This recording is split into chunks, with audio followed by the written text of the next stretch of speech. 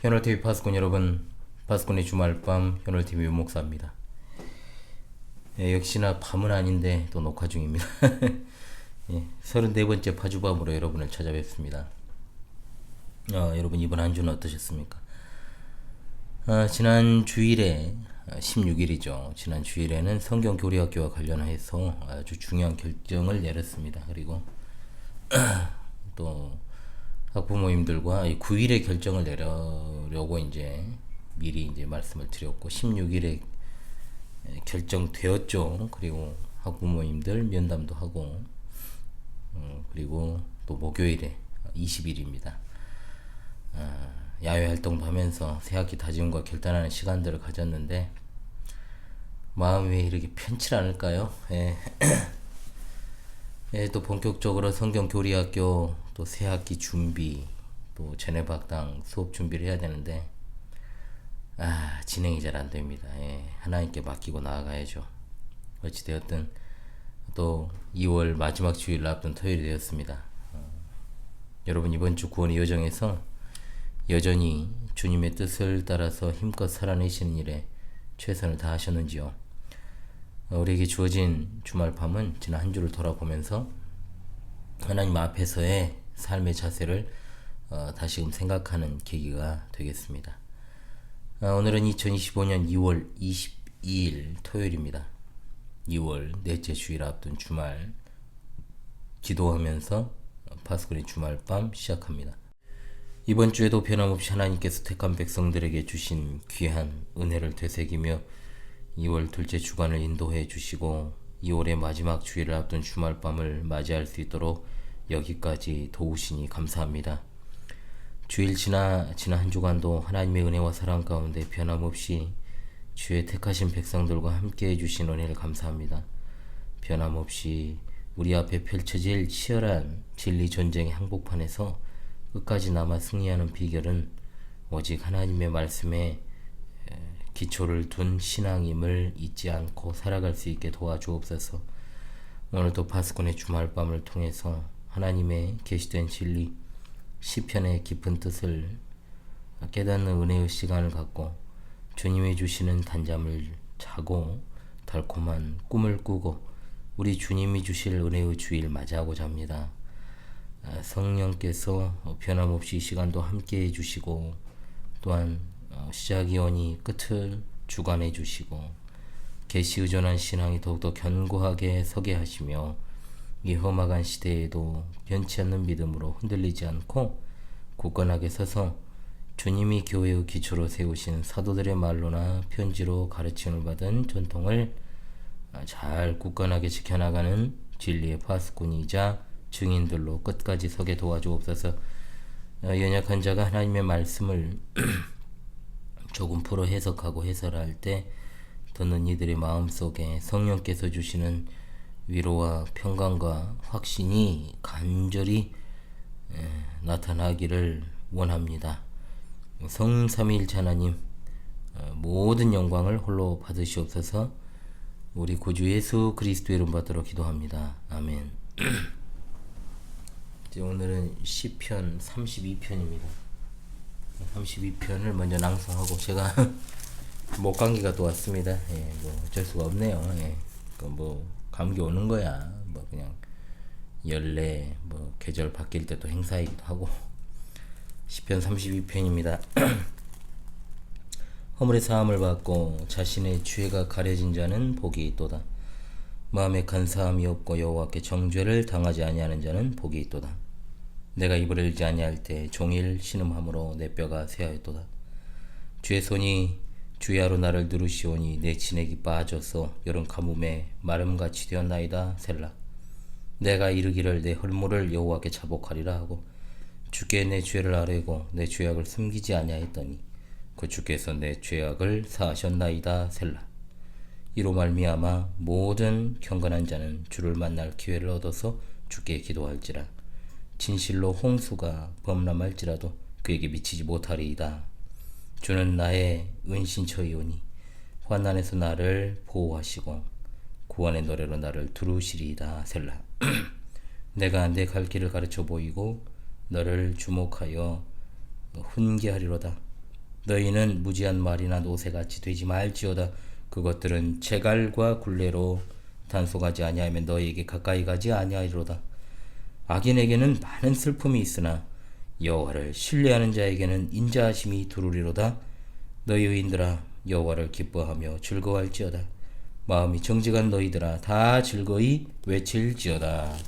아멘.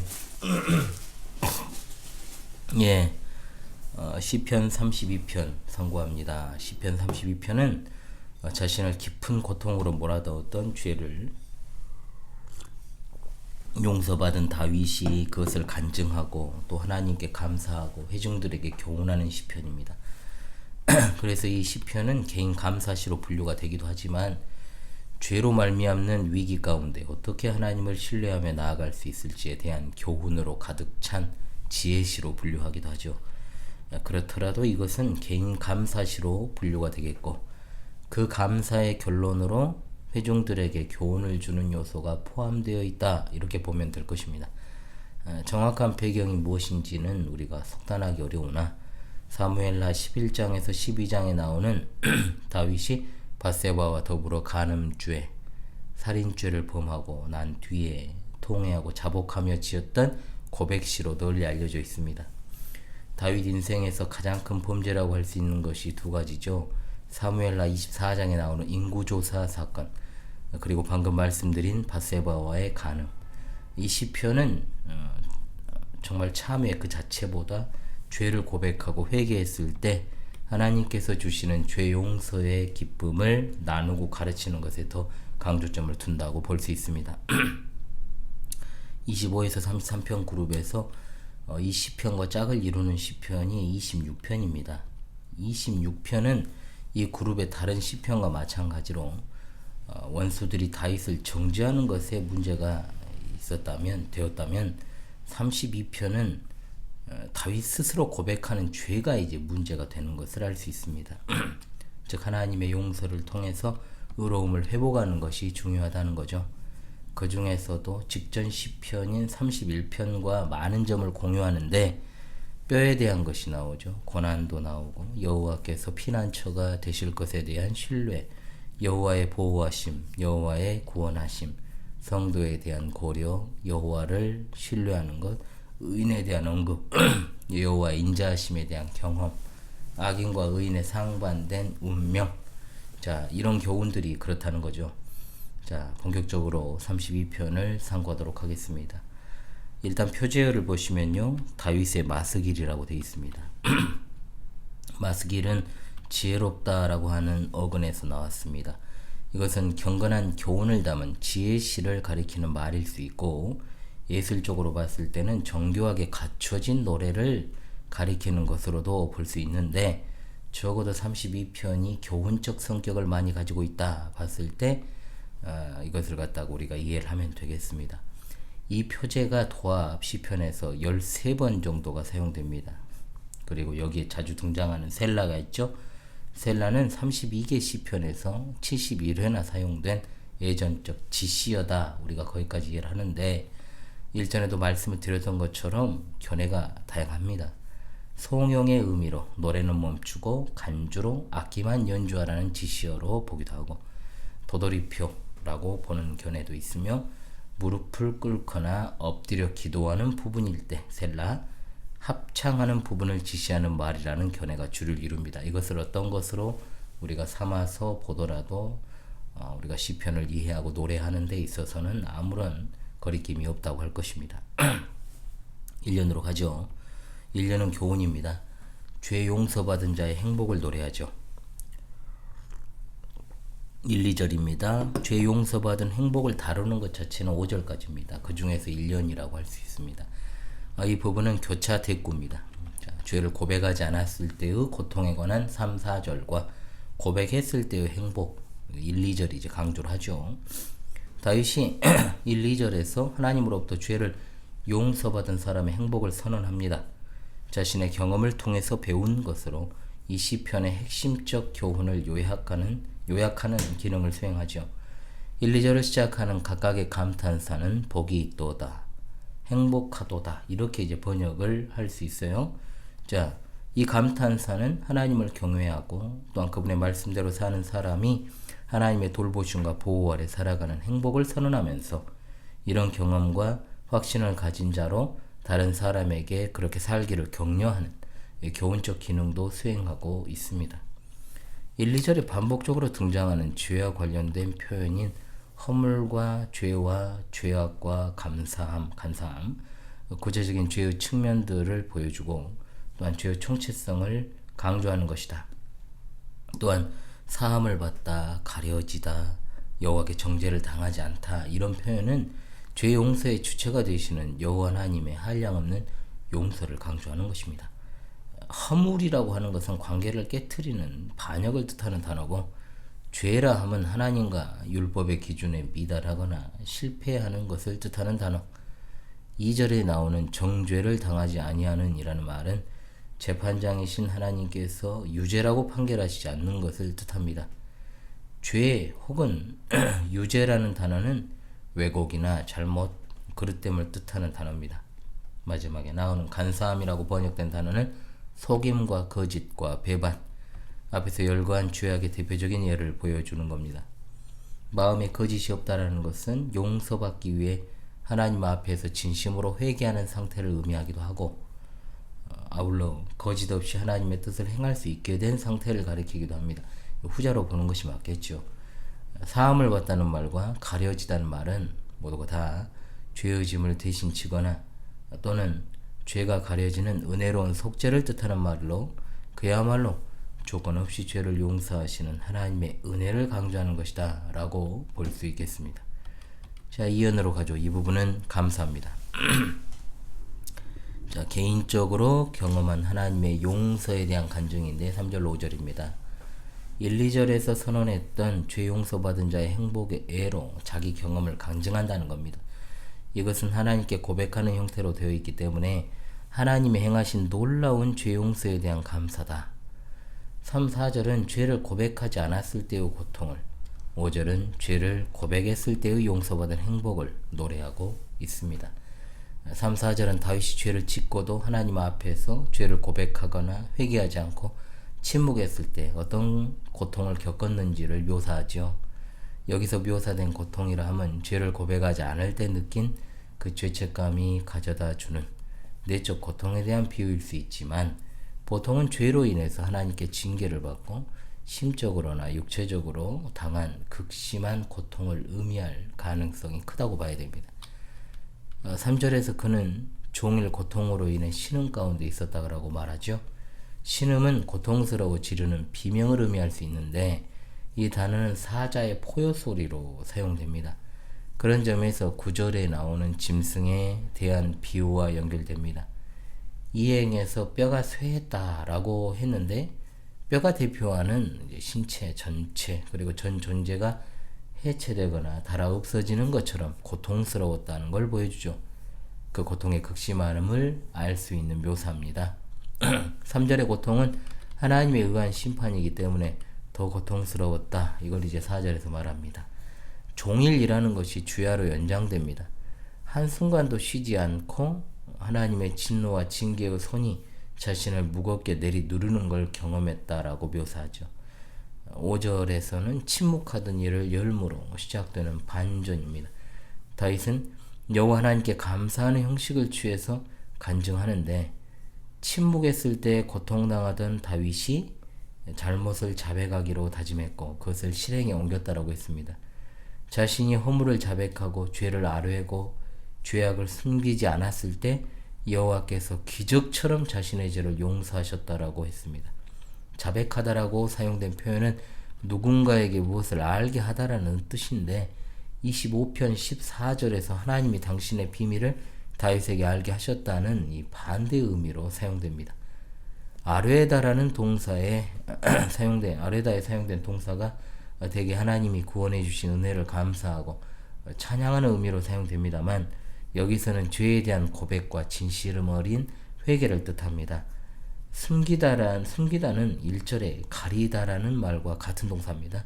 죄를 덮고 숨기지 않을 때 하나님이 그 죄를 덮어주신다, 이걸 강조하죠. 마지막 행에 내 죄악과 죄를 사하셨다라는 것은 죄에 대한 용서와 더불어서 죄로 인한 징계를 제하셨음을 의미하고 정신적, 육체적 고통을 치유하셨음을 말합니다. 죄의 고백과 회개에 대한 하나님의 온전한 용서를 강조합니다. 자, 3년으로 가죠.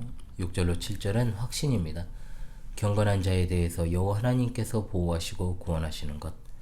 자, 6절로 11절은 이 시편에 있어서 이제 두 번째로 큰 단위라고 볼 수 있는데 1절로 5절과 마찬가지로 집중적인 구조가 있습니다.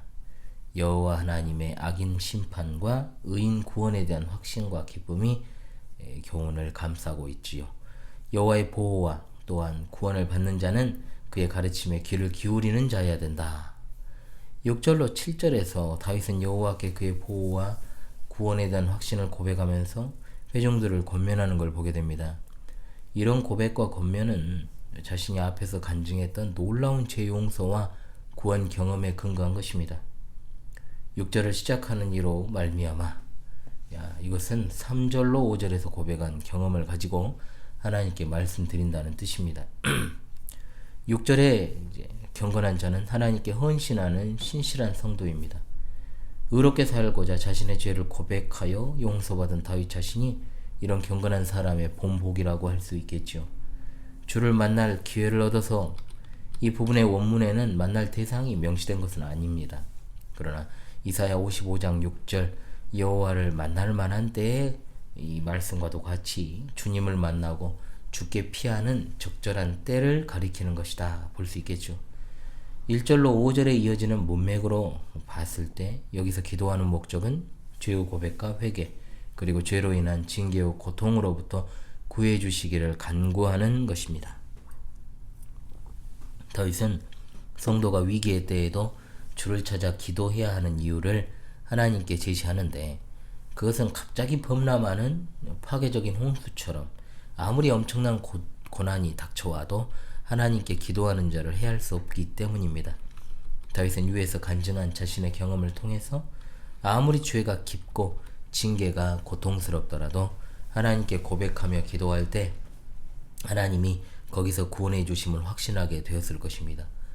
홍수 위에 좌정하셨다라는 건 그 어떤 위협도 하나님의 통제 아래 있음을 보여줍니다.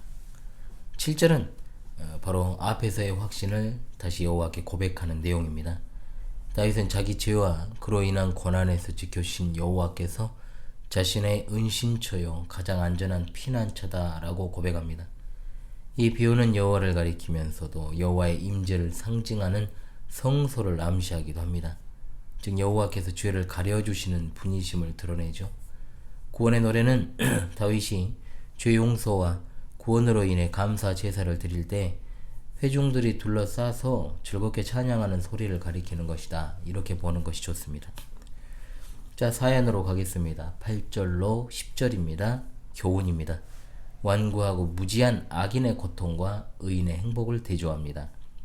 이 부분은 제사장이나 다윗이 회중들을 향해서 하나님의 말씀을 갖다 인용하면서 회중들을 교훈하는 부분이라 볼 수 있겠습니다.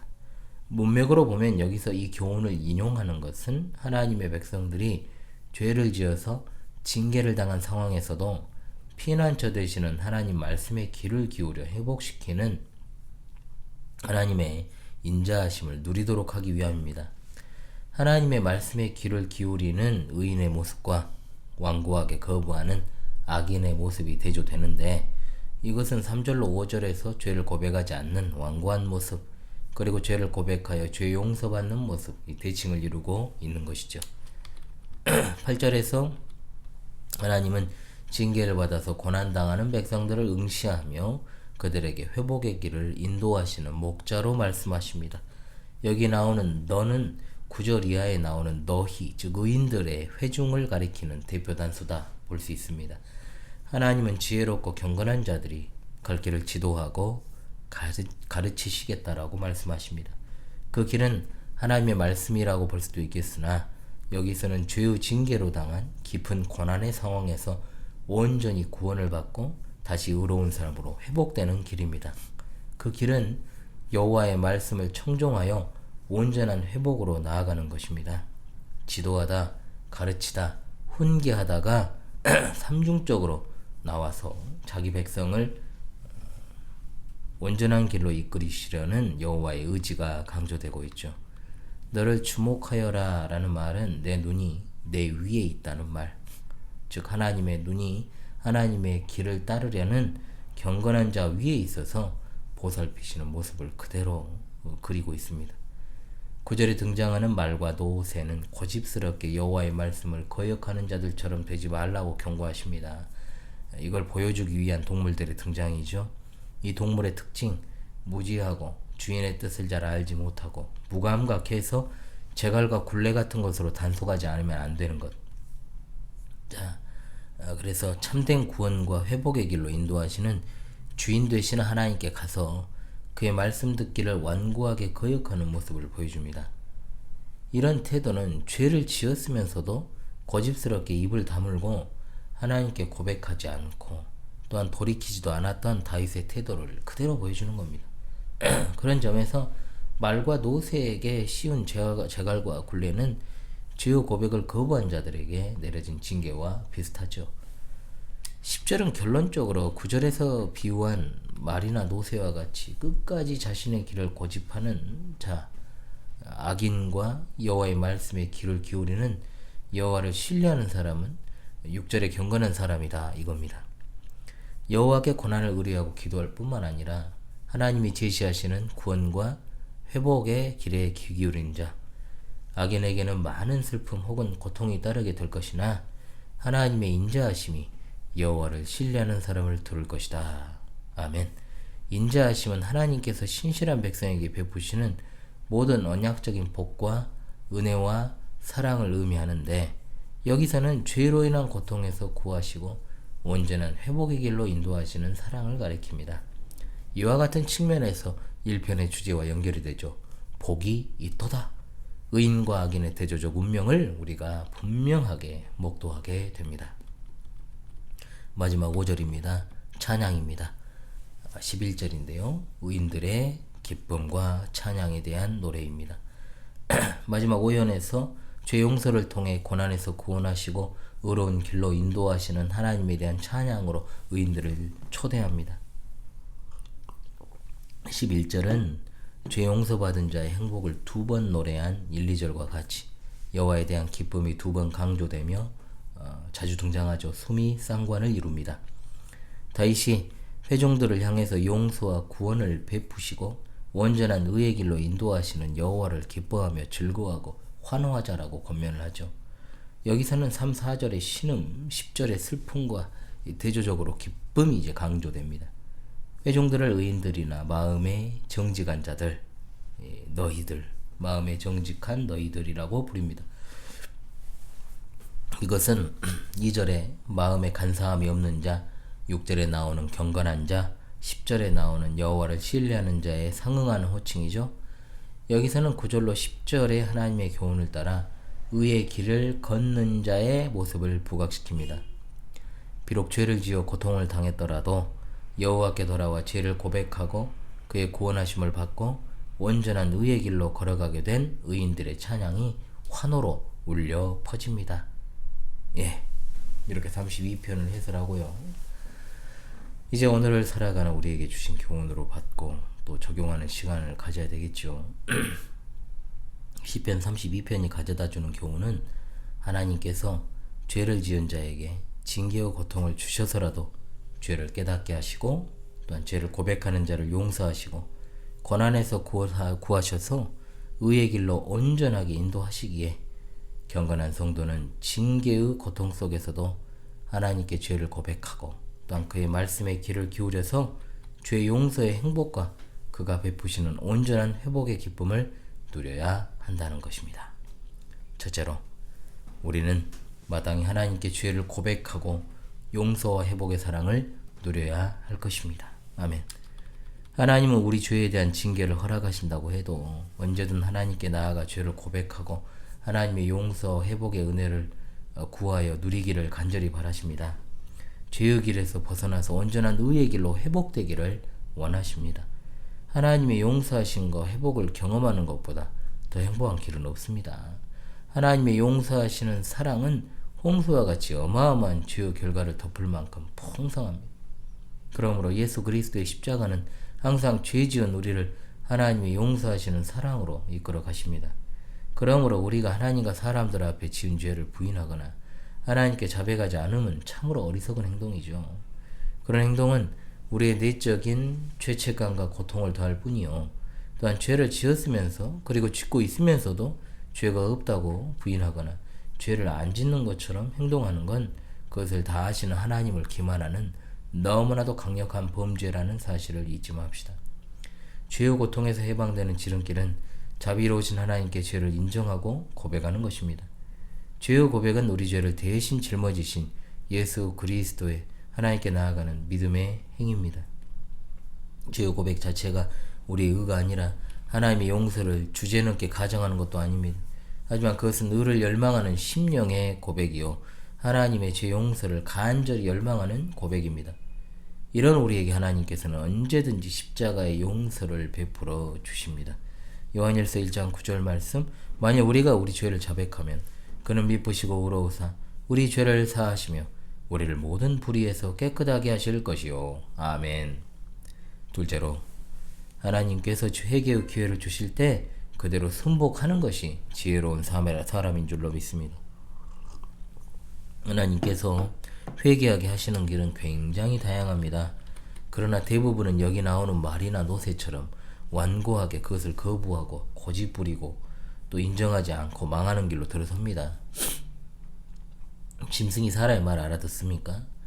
훈련에 의해서 어느 정도는 가능하다고 해도 짐승이 복음을 듣고 회개하여 구원받아 천국 가는 것은 아닙니다. 말이 통하지 않는다는 것은 우리가 전통적인 속담에 세기의 경읽기, 저는 세기의 성경 읽기라고 그러는데요, 이 속담을 통해서도 잘 우리가 알고 있습니다. 짐승을 통제하기 위해서 재갈이나 굴레를 씌우고 억어하는 것은 기본적인 일이죠. 무언가 그 짐승들을 이끌 방편이 필요하다는 말입니다. 마찬가지입니다. 하나님의 뜻은 죄인을 회개하게 하시는 것입니다. 자기 백성이 죄를 범하면 그냥 넘어가시지 않습니다. 어떤 정상적인 부모가 자식이 뻔히 잘못된 길로 가는데 그대로 내버려 둡니까? 물론 인간 부모들 중에 정상이 아닌 것들은 내버려 두기도 합니다. 왜? 자기가 그렇게 사니까. 그러나 적어도 정상적인 부모 중에 그렇게 할 사람은 없다는 거예요. 그런데 하나님께서는 어떠하시겠습니까? 다양한 방법을 사용하십니다. 성령의 감동, 감화를 통해서 과거의 죄를 깨닫게 하시고 생각나게 하시고 현재 나의 죄악을 더럽게 생각하게 하시고 그 즉시 그 길에서 돌이키도록 만드시고 또는 양심의 가책을 강하게 느끼게 하셔서 그렇게 하시기도 하고 목회자를 통해서 말씀을 전해받아 그렇게 하시기도 한다는 거죠. 또는 다른 사람의 직간접적인 책망을 통해 그렇게 하시기도 합니다. 저도 방금 열거한 것들 다 경험했습니다. 지금도 경험하고 있고요. 하나님이 깨닫게 하시는 방법은 정말 다양하고 또한 그 즉시 회개하고 순복하는 것이 살 길임을 알아야 된다는 겁니다.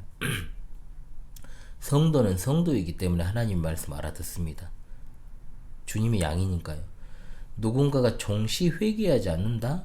그것은 하나님의 말씀을 알아듣지 못하기 때문입니다. 저도 가끔은 말씀을 전할 때 진짜 목석에게 전하는 것 같은 느낌을 받고 심지어 1대1로 개인 면담을 하는데도 돌에다 이야기하는 것 같은 느낌을 받을 때가 종종 있습니다. 그럼에도 불구하고 거기에 대해서 평가질 해봤자 아무 소용없어요. 저야 할 일은 뭐냐? 하나님의 말씀에 담긴 경고와 책망의 메시지를 더하거나 빼는 것 없이 전달하고 또한 그로 인해서 회개하고 돌이켜 순복하는 마음을 가질 것을 진짜로 바라는 마음일 뿐 누가 택자인지 불택자인지 아시는 것은 하나님 뿐이십니다. 죄인이 돌이키는 것도 하나님의 은혜입니다. 그리고 그가 죄인이었다고 해도 하나님의 뜻에 순복하면 지혜로운 자가 되는 것이요 복 있는 자가 되는 겁니다. 출애굽 당시 이집트의 바로 그 엄청난 하나님의 재앙을 보면서도 종시 회개하지 않았고 자신의 장남을 잃었으며 끝끝내 홍해까지 추격하다가 군대가 전멸하는 비극을 맛보옵니다. 돌이켜 회개해야 됩니다. 우리의 삶을 돌아보고 세상이 어쩌네 저쩌네 말들은 많지만 내 삶에 아직 해결 안 된 그런 죄의 문제들 은근슬쩍 덮어두고 있는 것들 있잖아요 다. 빨리 하나님 앞에서 회개합시다. 아무리 세상에서 내가 바르고 성실하다는 소리 많이 듣고 좋은 사람이란 말 많이 들으면 뭐합니까? 하나님과 성도들 앞에서 불결한 자라면, 내가 드러낼 수 없는 것이 있다면 의미 없는 겁니다. 그거.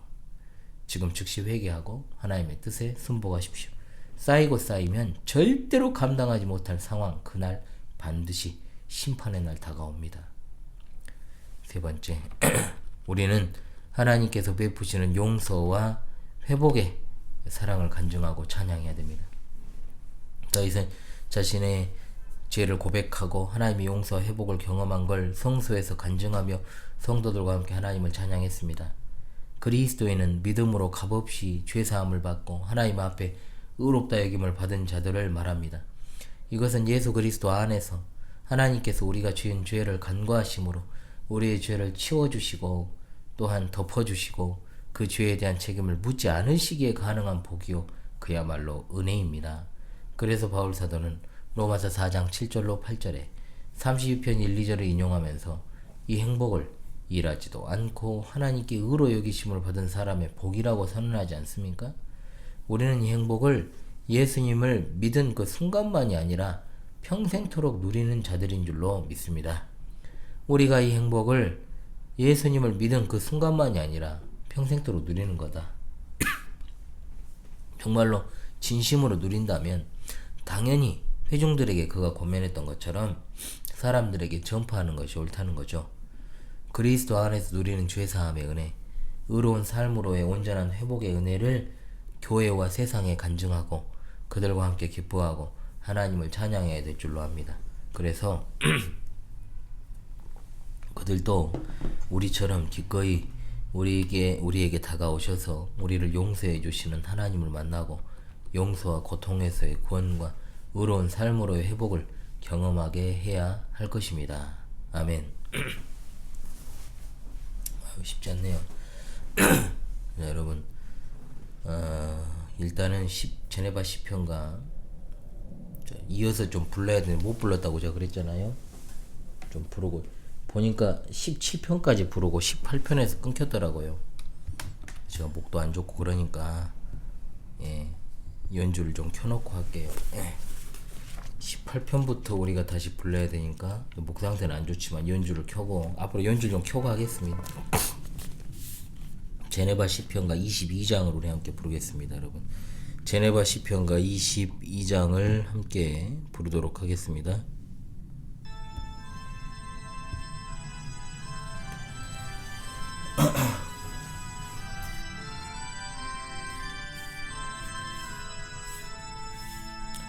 내 힘든 주여 사랑하옵니다. 여호와 나의 반석이시오며 내 요새시여 날 건지는 자 그 안에 피할 나의 바위여 시온 나의 구원의 불 오 나의 산송이시로다 찬송 받으실 주께 하뢰니 원수에게서 구원 얻으리 사망의 줄이 나를 얽어매고 불의의 장수 날 두렵게 하며 음부의 줄이 나를 두르고 사망의 올무 이르렀도다. 중에 주님께 아뢰며 내 하나님께 부르짖었더니 성전에서 내 소리 들으며 내 부르짖음 극이 들렸네. 후와 울의 소리 바라시고 지존 온전하신 자 음성 내시오며 우박과 숯불 내리시도다. 그 살을 알려 그들을 트며 번개로 그들 죄송합니다. 목이 안 좋아서. 주의 꾸지람과 콧김 물밑이 드러나게 되었고 세상에 터가 나타났도다. 내서 나를 붙드시고 큰 물에서 건지쇼 강한 원수 날 미워하는 자들에게서 건짐은 그들 힘센 연고라. 죄악의 날에 내게 나왔으나 여호와께서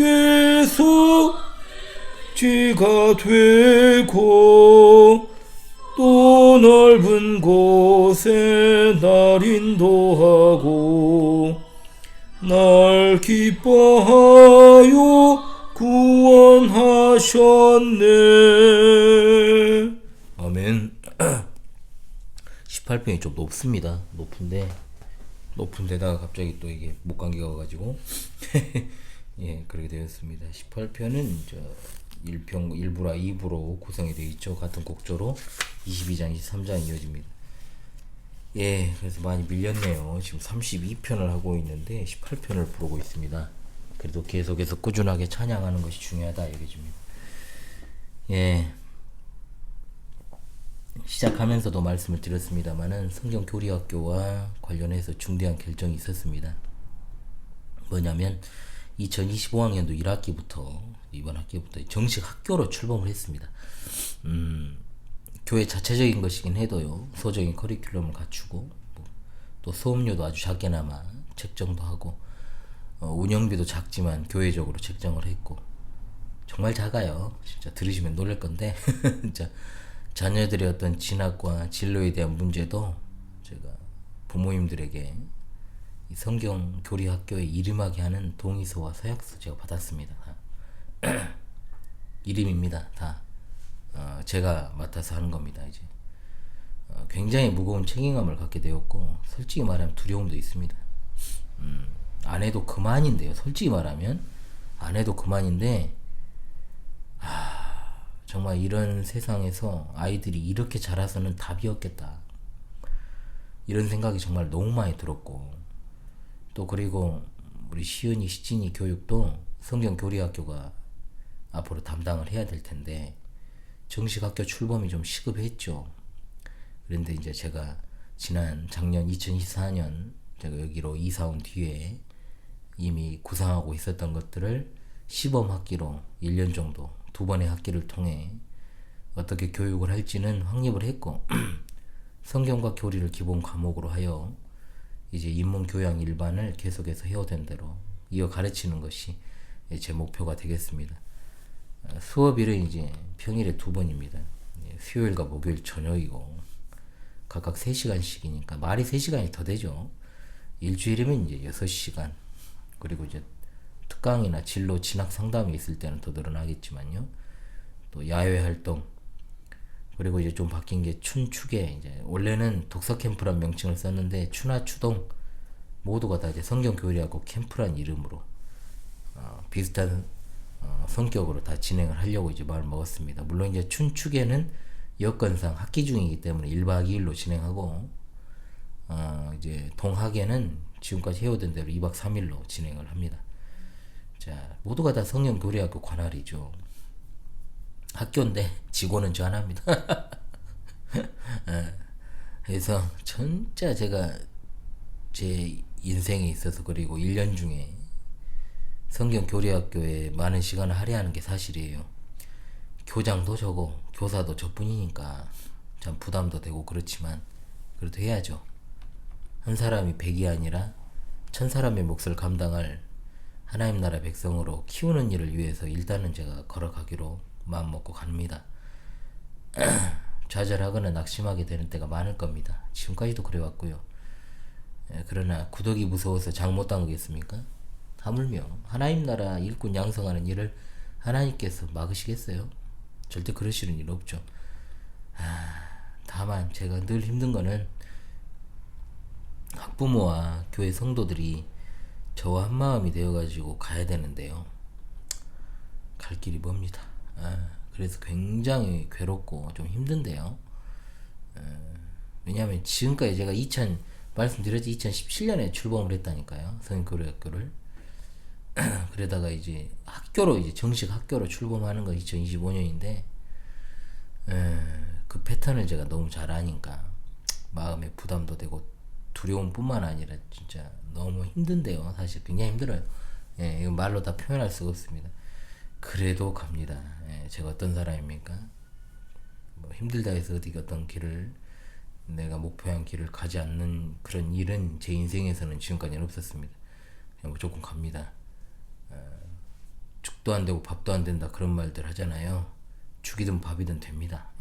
이런 식으로 우리가 살아야 됩니다. 그리고 하나님께서 판단하시겠죠. 그리고 하나님께서 아니시다 싶으면 막으실 거고요. 또 맞다 싶으면 반드시 지원해주고 하나님께서 인도해 주실 것으로 저는 믿습니다. 자 여러분 한 주간도 현월에 함께 해주셔서 정말로 감사했습니다. 주님 안에서 은혜와 진리가 충만한 주일을 누리시기를 바랍니다. 감사합니다.